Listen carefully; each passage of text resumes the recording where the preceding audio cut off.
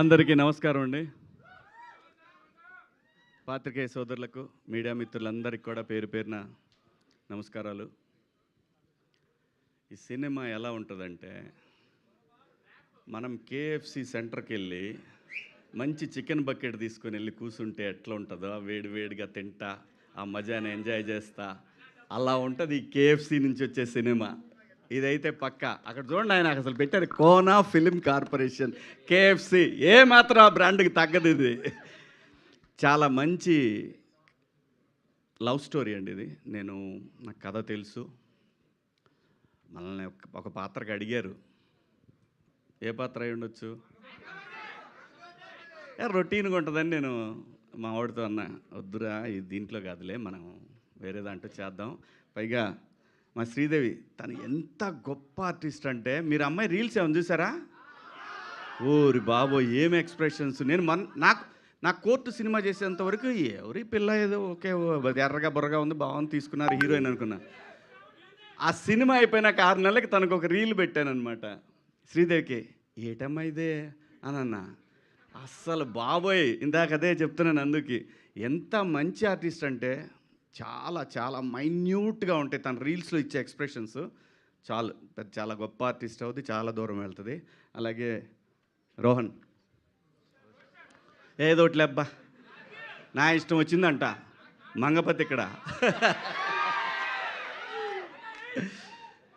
నాకు అది కన్ఫ్యూజు. మాకేమో 90sలో రోహన్ గాడు ఉన్నాడు, ఈయన రోషన్ గాడు. ఎక్కడ తెచ్చేది నేను? సరే, వీళ్ళిద్దరూ very close to my heart.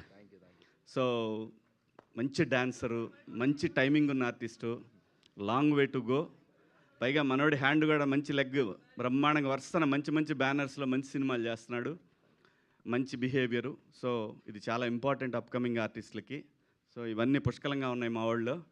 చాలా బాగా చేశాడు ఈ సినిమాలో. మీకు మనోడి డ్యాన్సుల గురించి మీకు చెప్పేదే ఉంది. అందరూ బాగా చేశారు. డైరెక్టర్ గారి కథ నేను విన్నాను, చాలా బాగా చేశాడని చెప్పారు.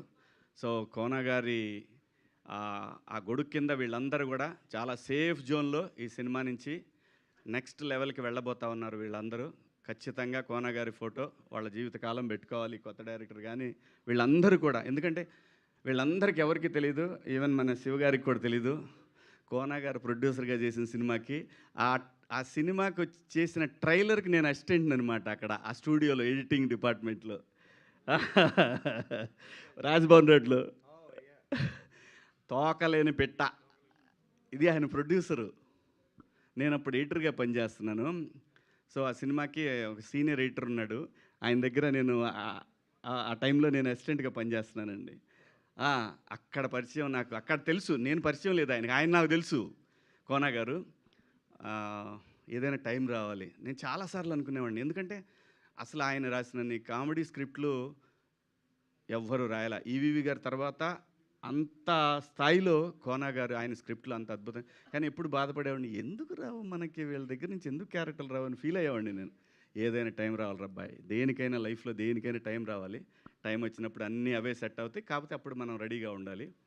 సో ఈ సినిమా రేపు 13వ తారీఖు రిలీజ్ అవుతూ ఉంది. సేమ్ కోర్టు డేట్ అందరూ 14 కదా అంటారు, 13న ప్రీమియర్ వచ్చాం, ఆ రోజే హిట్ టాక్ వచ్చింది. ఇది కూడా అంతే, మార్చి 13 సూపర్ హిట్ అవుతుంది.